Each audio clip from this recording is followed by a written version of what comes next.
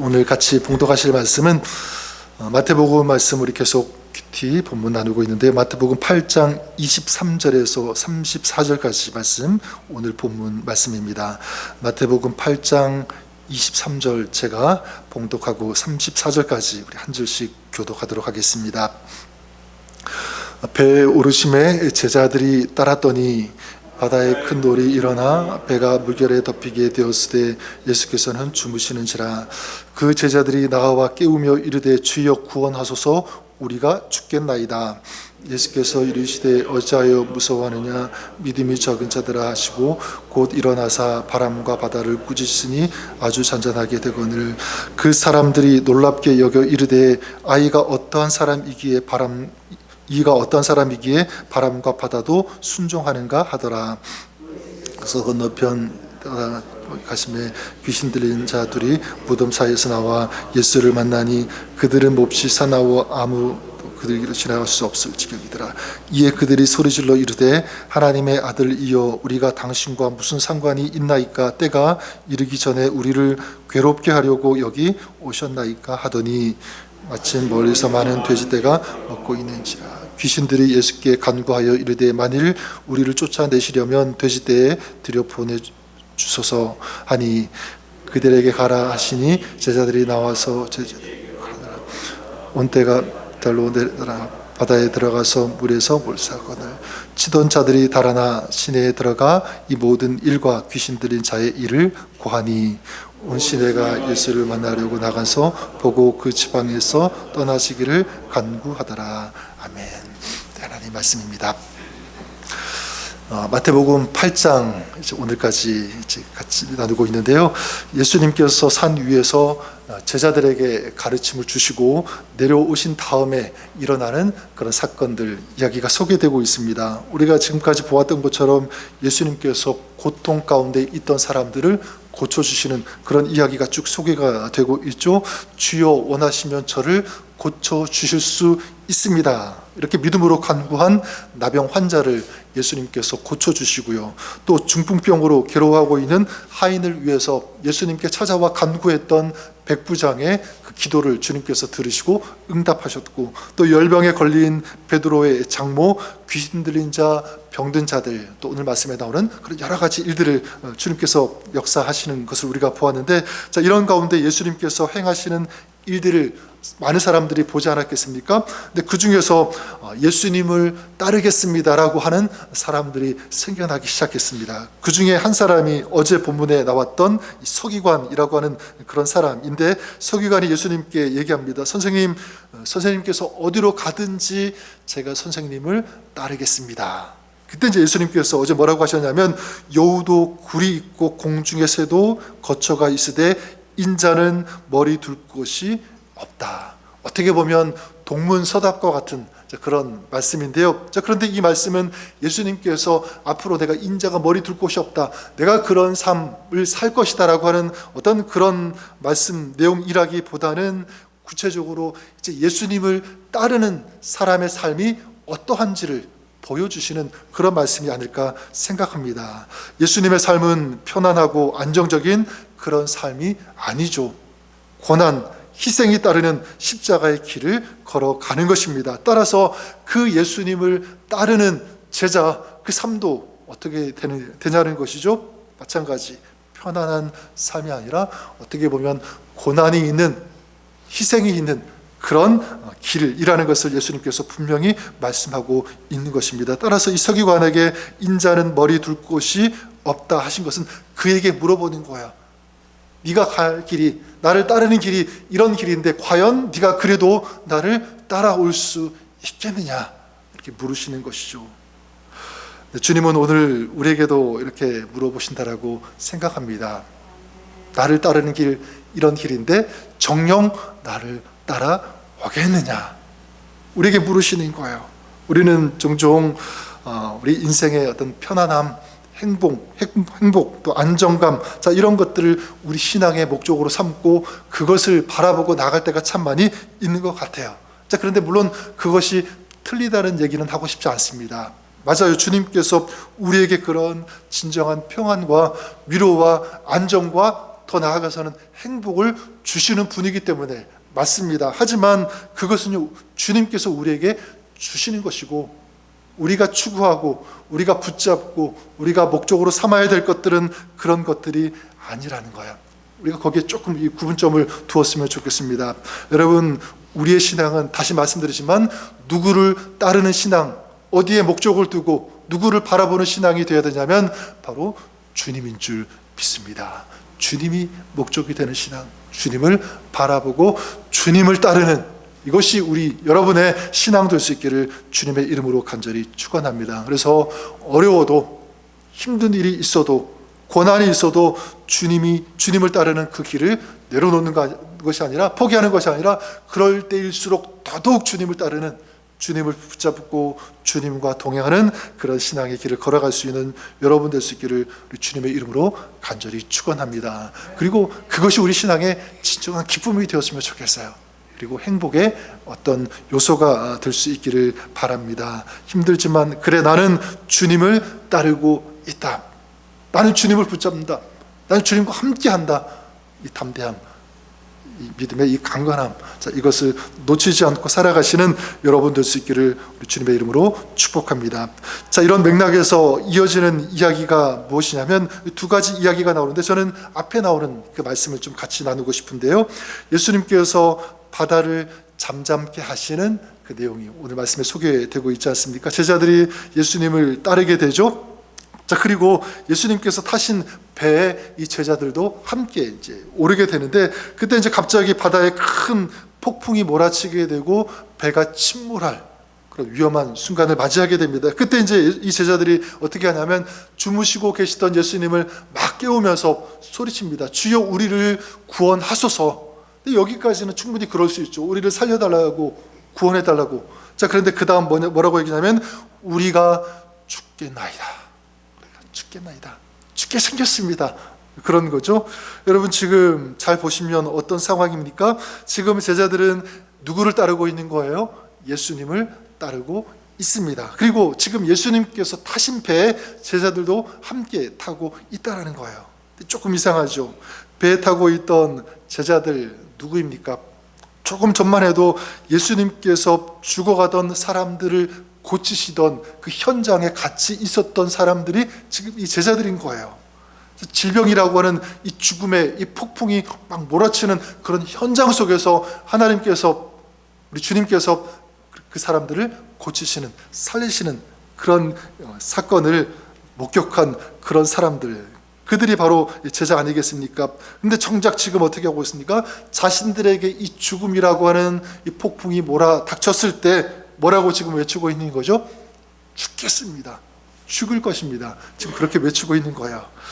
왜 이런 일이 일어날 수 있는가?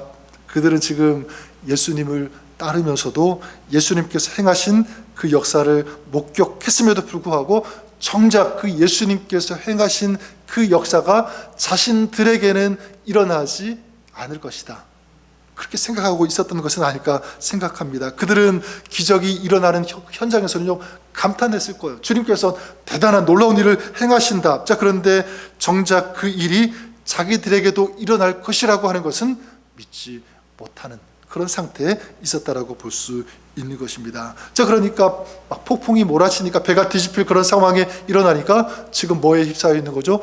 두려움에 휩싸여 있는 것입니다. 그리고 우리가 죽을 것이다 얘기하고 있는 거예요. 저는 이것이 단지 예수님을 따르는 지금 제자들의 모습만이 아니라 오늘 살아가고 있는, 그리고 주님을 믿는다라고 하는, 또 주님을 따른다라고 하는 우리의 삶에도 이런 일이 있을 수 있다는 생각을 해보게 됩니다. 성경에 나오는 수많은 그 승리의 이야기, 우리가 얼마나 많이 들었어요, 그렇죠? 얼마나 많이 읽었습니까? 그리고 그 기적의 이야기들.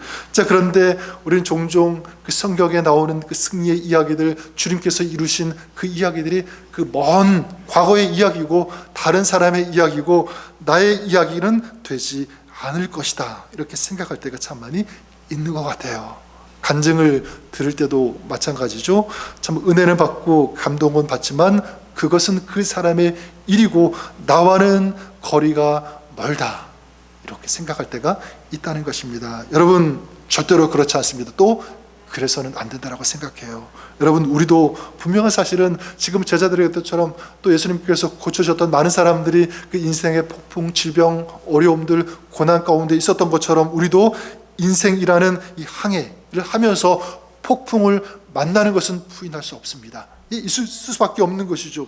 그리고 그 삶이 제자들이 그랬던 것처럼 막 뒤집히는 그런 순간도 얼마든지 있을 수 있습니다.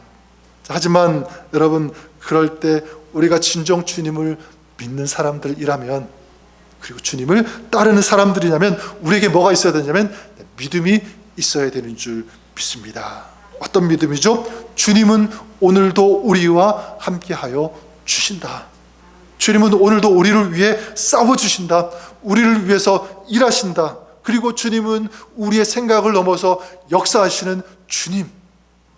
그 주님을 믿는 믿음이 주님을 따르는 자에게 요구되어지는 가장 첫 번째 중요한 요소라고 믿습니다. 여러분, 여기 이 제자들이 폭풍을 만나 죽게 되었을 때 제자들은 아마 이런 기대, 이런 생각을 했을 것 같아요. 배가 뒤집어지지 않으면 좋겠다. 당연한 생각이죠, 그죠? 폭풍이 몰아치니까 폭풍 몰아치는 상황 속에서 배가 뒤집어지지 않고 안전하게 항구에 도착하면 좋겠다. 이런 생각을 가졌을 것입니다. 자, 그런데 예수님께서는 어떻게 하시죠? 배가 뒤집어지지 않게 하십니까? 그렇지 않죠. 어떻게 하십니까? 폭풍과 이 바다를 향하여 선포하시잖아요. 뭐라고 외치십니까? 잠잠하라, 고요하라. 자, 뭘 할 수가 있죠? 제자들은 지금 당면한 그 문제가 해결되어지는 것, 그냥 배가 뒤집혀지지 않는 것, 거기까지만 생각하는데 우리 주님은 어떻게 합니까?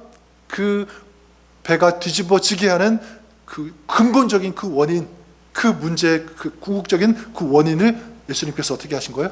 해결하신 것입니다. 지금 제자들은 배가 뒤집어지지 않는 것에 집중했지만 주님은 이 배가 뒤집어지게 하는 그 폭풍, 그것을 보시고 그것을 다스리셨다는 사실입니다. 요한복음 그 5장에도 보면 38년 된 그 병자가 있죠. 그 38년 된 병자가 가지고 있었던 소원이 무엇이었습니까? 어떤 생각을 가지고 있었죠? 물이 동할 때 누군가 나를 좀 베데스다 연못에 던져줬으면 좋겠다. 도와줬으면 좋겠다. 이게 지금 계속 가지고 있었던 38년 된 병자의 소원이었죠. 자, 그런데 예수님께서 그에게 오셔서 그를 그 베데스다 연못에 이렇게 들어갈 수 있도록 도와주셨습니까? 아니죠. 아예 그가 고통당하던 그 질병, 그것을 고쳐주신 거예요. 네 자리를 들고 일어나 거리라. 근본적인, 그러니까 우리가 생각하지 못하는, 우리가 기대하지 못했던 그 주님께서 아시고 보시고 정확하게 고쳐주신 것입니다. 해결해 주신 거예요. 이것이 바로 주님의 방법인 줄 믿습니다. 여러분, 그런 의미에서 우리는 어떤가 한번 생각해 봅니다. 우리들도 이 제자들과 같을 때가 있다라는 사실이죠. 주님을 믿는다고 하면서 내 상황, 내가 직면한 그 문제만 또 집중해서 보고 있을 때가 참 많이 있다라고 하는 거예요. 여러분, 그래 우리가 많은 경우에 어떤 문제 때문에, 상황 때문에 두려워하게 되는데 그 두려움의 이유가 무엇인가라고 할 때 상황이 악화되었기 때문, 그럴 수도 있지만 근본적인 원인은 믿음의 부족인 것 같아요. 우리의 근본적인 그 문제를 해결하시는 그 주님이 계시는데, 주님께서 오늘 우리에게 말씀하시는데, 역사하시는데 그 주님을 잊었기 때문에, 그 주님을 보지 못하기 때문에, 그 주님을 믿는다고 하면서 정작 그 믿음의 어떤 그 부족함 때문에, 한계 때문에 그럴 수 있다라고 하는 사실입니다. 저는 여러분들에게 부탁을 드립니다. 어떤 일에 있어서, 어떤 문제를 만날 때 내 경험, 내 지식, 내가 어떤 쌓아왔던 어떤 그런 지식을 앞세우지 말고 그럴 때일수록 더더욱 주님을 의지하고 주님을 바라보시는 여러분들 되기를 주님의 이름으로 간절히 기도합니다. 예, 주님께 구하는 거예요. 그리고 특별히 주님을 믿고 신뢰하되 구하되 어떻게 합니까? 주님은 얼마든지 나의 근본적인 그런 문제, 그런 연약함을 해결하실 수 있는 분이 우리 주님이시다. 이걸 믿는 것입니다. 간혹 우리는 이런 상황은 잘 안 될 거야. 지금까지 내가 경험한 바와 같이 이건 틀렸어. 아무도 이것을 바꿀 수 없어. 우리 그렇게 생각하는 것이 아니라 여러분, 주님은 하실 수 있습니다. 주님은 고치실 수 있습니다. 내가 생각하는, 내가 기대하는 것 이상 뛰어넘어서 우리 주님은 역사하시는 주님, 그분이 바로 우리 주님이신 것을 제가 믿습니다. 신뢰합니다. 자, 이 믿음을 가지시는 여러분 될 수 있기를 바랍니다. 그래서 우리에게 필요한 것은요, 종종 제가 말씀드리지만 계산하는 것이 절대로 아닙니다.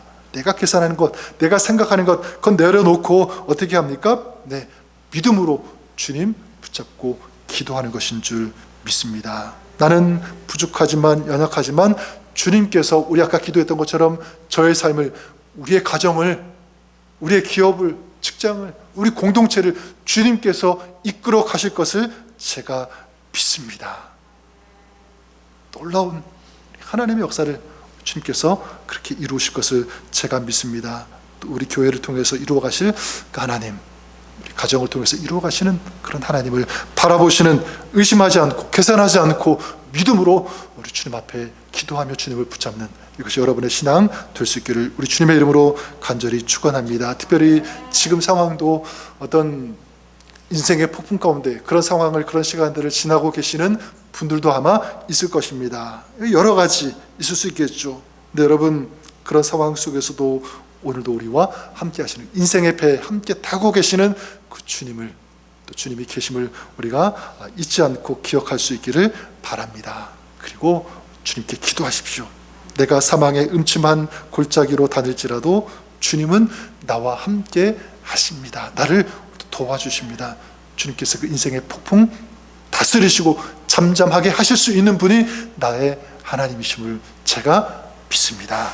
이 믿음을 가지고 기도하시는 여러분 될 수 있기를 우리 주님의 이름으로 간절히 축원합니다. 그래서 마태복음 8장을 정리하면서 두 가지죠. 좀 우리가 이렇게 결단했으면 좋겠습니다. 하나님, 어려워도 힘들어도 주님을 따르는 이 제자의 삶 포기하지 않겠습니다.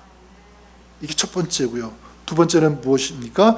주님을 따르는 그 길에 폭풍이 있을 때 그 폭풍을 잠재우시는 주님을 제가 신뢰하겠습니다. 주님을 믿겠습니다. 그 믿음으로 살고 그 믿음으로 주님을 따르겠습니다. 두 가지죠. 전 여러분들이 이 믿음을 가지고 좀 주님을 따르는 2026년 또 새로운 한 달 2월이 될 수 있기를 바랍니다. 그래서 주님을 믿고 주님을 따를 때 우리 주님께서 여러분의 삶 가운데, 신앙 가운데 폭풍을 잠재우시는 그 승리, 그 하나님의, 우리 주님의 그 역사, 우리 주님께서 여러분들에게도 허락하시고 또 부어주시고 또 그 은혜 허락해 주시고 또 축복해 주실 것을 믿습니다. 오늘도 그 믿음을 가지고 주님과 동행하는, 주님을 따르는 복된 삶, 믿음의 삶, 우리 승리의 삶 될 수 있기를 우리 주님의 이름으로 간절히 축원합니다. 한번 기도하겠습니다. 하나님, 감사합니다. 우리 마태복음 8장을 이제 정리하면서 결단하고 또 소망하는 것은 우리가 진정 주님을 따르는 신앙 되게 하여 주시옵소서. 어려움 속에서도, 고난, 어떤 힘든 그런 환경 속에서도 오늘도 우리와 함께 하시는 하나님, 폭풍을 잠재우시는 우리 그 주님을 신뢰하고 기도하며 주님을 붙잡고 주님과 동행하는, 이렇게 주님을 따르는 승리하는 신앙과 가정, 우리 교회 공동체 될 수 있도록 축복하여 주옵소서. 예수님의 이름으로 감사드리며 기도드립니다. 아멘.